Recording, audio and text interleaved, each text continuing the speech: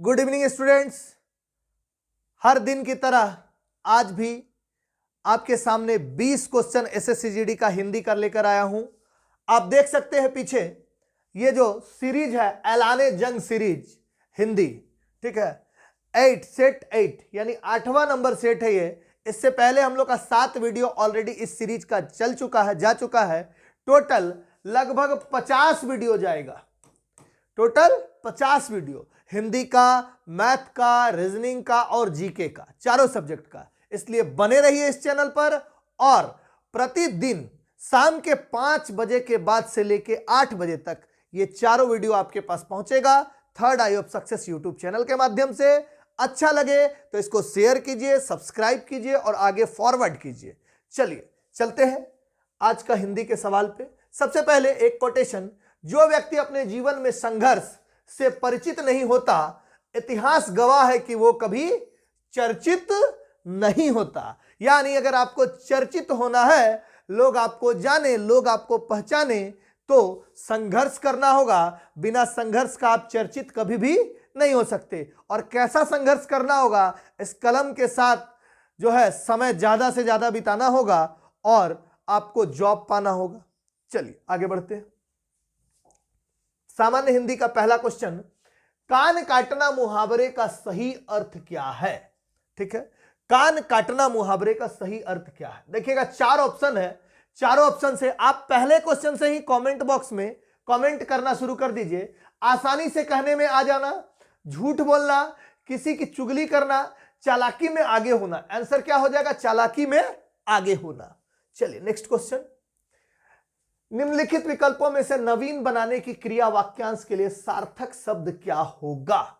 नवीन बनाने की क्रिया, तो नया बनाने की क्रिया क्या बोलते हैं? आधुनिकीकरण। क्या बोलते हैं? आधुनिकीकरण। ठीक है, बाकी आप जान ही रहे, आर्थिक है, सर्वमत है, सभी का मत होना चाहिए, परंपरावादी यानी परंपरा वाला होना चाहिए। ठीक है, इस तरह का। चलिए तो देखिए, धन संबंधी को क्या बोलते हैं? आर्थिक। सभी के विचारों से सर्वमत, सर्वमत, ठीक है, सर्वसम्मत बोलते हैं ना। मत या विचारधारा जो परंपरा से चली आ रही हो, क्या बोलते हैं?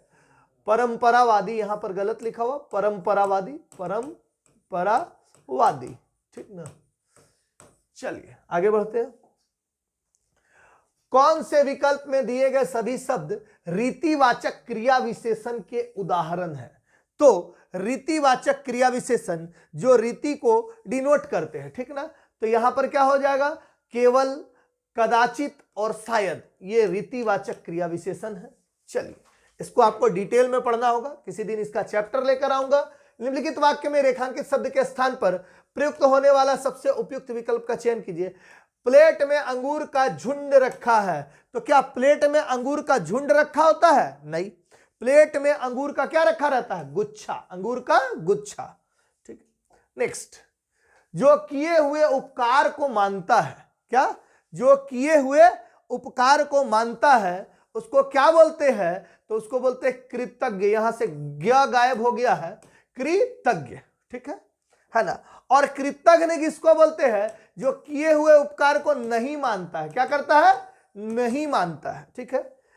चलिए, जिसका कार्य सिद्ध हो गया हो, क्या होता है? कृतार्थ। क्या होता है? कृतार्थ। संतुष्ट तथा प्रसन्न, कृतकृत्य, कृतकृत्य। और जो किए गए उपकार को ना मानता हो, क्या कहलाता है वो? कृतघ्न। ऐसे ही व्यक्ति बहुत ज्यादा आजकल मिलते हैं। चलिए आगे बढ़ते हैं। निम्नलिखित मुहावरे का उपयुक्त अर्थ क्या होगा? चट कर जाना, यानी कुछ भी हम खा पी के क्या कर गए? चट कर गए, ठीक है। तो खा जाना, खा के पूरा खत्म कर लेना, ठीक है। मैंने गुलाब का पुष्प मंगाया था पर तुम कमल के खालिस्तान लेकर आए। कमल के फूल, फूल के पर्याय के वाक्य के रिक्त स्थान की पूर्ति कीजिए। यानी फूल के जगह उसका पर्यायवाची डालना है।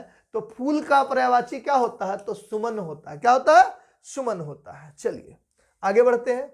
देख सकते हैं वारिद, वारिद किसका पर्यायवाची होता है? बादल और मेघ को क्या बोलते हैं? वारिद। ये एक्स्ट्रा पॉइंट इसलिए आपको बताया जा रहा है अच्छे से डिटेल से, ताकि आपको कुछ एक्स्ट्रा चीज भी याद हो सके। कुमुद, कुमुद होता है ज्योत्सना और चंद्रप्रभा का पर्यायवाची। और पुंडरिक, पंकज, कमल, कमल, जलज, ठीक ना, ये सब किसका है? पुंडरीक, ठीक है, कमल फूल वाला।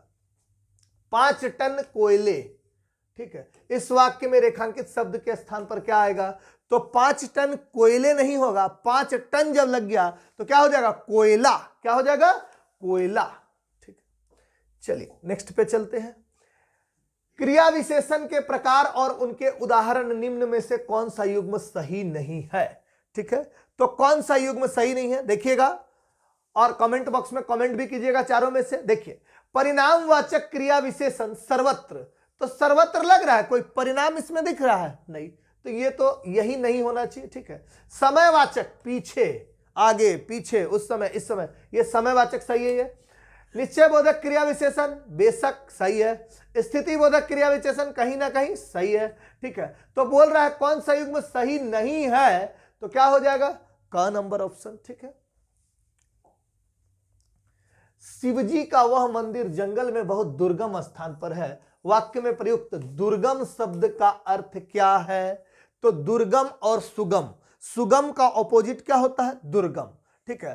तो दुर्गम मतलब क्या हो जाएगा? जहां पहुंचना कठिन हो, जहां आसानी से पहुंच गए, नहीं बोलते हम लोग सुगम मार्ग है, सुगम मतलब आसानी से पहुंचने का मार्ग है, ठीक है। चलिए आगे बढ़ते हैं। शालीन व्यक्ति का समाज में हमेशा सम्मान होता है, और किसका? धृष्ट, और धृष्ट का अपमान। किसका? धृष्ट का अपमान। शालीन का उल्टा क्या होता है? धृष्ट, ठीक है। नेक्स्ट पे चलते हैं। निम्न में से किस वाक्य में सुकुमार के सही पर्यायवाची शब्द का प्रयोग हुआ है? तो देखिएगा, सुकुमार का मतलब क्या होता है? बड़ा कोमल व्यक्ति, सुकुमार, जैसे कोई कोई इकलौता बेटा होता है, ठीक है, तो उसको बड़ा कोमलता से पाला जाता है, उसको हम लोग ऐसे यूज करते हैं, बड़ा सुकुमार व्यक्ति है ये, ठीक ना। यानी उसको कोई डांट दे थोड़ा सा तो रोने लगेगा, कोई छू दे तो लगेगा चोट लग गया, इस तरह का, ठीक है। तो पुष्प अत्यंत क्या है? कोमल होते हैं, तो सुकुमार का ये पर्यायवाची समझ लीजिए कोमल है, तो कौन सा ऑप्शन हो जाएगा? चौथा ऑप्शन। चलिए, सोहन की व्यवहार अच्छा नहीं है, तो यहां पर क्या हो जाएगा? सोहन जो है एक तो पुल्लिंग है, तो की लगेगा उसमें? नहीं लगेगा, तो सोहन का हो जाएगा, यहां पर क्या होना चाहिए? का। तो आंसर कहां पर अशुद्धि है? की के जगह में, ठीक है। चलिएगा, निम्न वाक्यांश के लिए सार्थक शब्द विकल्प चुनिए। जिसकी कोई सीमा ना हो, जिसकी कोई सीमा ना हो, तो क्या हो जाएगा? असीम। क्या हो जाएगा? असीम। सीमांत जानते हैं, सीमा का अंत, सीमित जानते हैं, एक दायरे में सीमित, ठीक है। चलिए आगे बढ़ते हैं। निम्नलिखित वाक्यों में शुद्ध वाक्य का चयन कीजिए। तो शुद्ध वाक्य, ये चारों वाक्य सेम टाइप का लिखा हुआ है, देखिएगा। निराशा की किरण छाई हुई है, निराशा के बादल छाए हुए हैं, निराशा का प्रकाश छाया हुआ है, निराशा का उजाला छाया हुआ है, तो कौन सा ऑप्शन हो जाएगा इसमें से? तो शुद्ध वाक्य चुन रहा है, तो निराशा के बादल छाए हुए, हम लोग ऐसा बोलते हैं ना, किरण बोलते हैं ना, प्रकाश बोलते हैं ना, उजाला बोलते हैं। चलिए आगे बढ़ते हैं, और ये अब अनुच्छेद 16 से 20 तक में। चलिए पढ़ते हैं अनुच्छेद को। पर्यटन या देशाटन एक ही अर्थवाची खाली स्थान है। पर्यटन और देशाटन एक ही अर्थवाची क्या है? शब्द है। क्या है? शब्द है, ठीक है। इसका शाब्दिक अर्थ देश विदेश में खाली स्थान करना, इसका शाब्दिक अर्थ देश विदेश में क्या? भ्रमण करना। क्या? भ्रमण करना, ठीक है ना। इसके पीछे चलते हैं, देश विदेश में भ्रमण करना, ठीक है। एक स्थान पर रहते रहते मनुष्य उब जाता है, वह कहीं खाली स्थान जाना चाहता है, तो वह कहीं घूमने जाना चाहता है। क्या करने जाना चाहता है? घूमने जाना चाहता है, ठीक है। और आगे पढ़ते हैं, घूमने जाना चाहता, क्या हो जाएगा? घूमने जाना चाहता है। मनुष्य में जिज्ञासा वृत्ति होती है, जो उसे अपने देश के विषय में ही नहीं, खाली स्थान के बारे में भी जानने के लिए प्रेरणा देता है। अपने देश के विषय में ही नहीं, किस चीज के बारे में जानने के का प्रेरणा देता है? अपने देश के विषय में ही नहीं, विदेश के बारे में जानने के भी क्या देता है? प्रेरणा देता है, ठीक है ना। वह नई वस्तुओं को जानना चाहता है, उनके सौंदर्य को खालिस्तान चाहता है। तो उनके सौंदर्य को क्या है, निहारना चाहता है। क्या करना चाहता है, निहारना चाहता है। तो ये हुआ हम लोग का आज का 20 क्वेश्चन हमारा। आपको कैसा लगा कमेंट बॉक्स में जरूर से कमेंट कीजिए। इसमें किस तरह का और अपडेशन किया जा सकता है वो भी आप कमेंट बॉक्स में कमेंट कीजिए। कुछ इसमें कमी है तो क्या सुधारा जाए वो भी आप कमेंट बॉक्स में कमेंट कीजिए। धन्यवाद।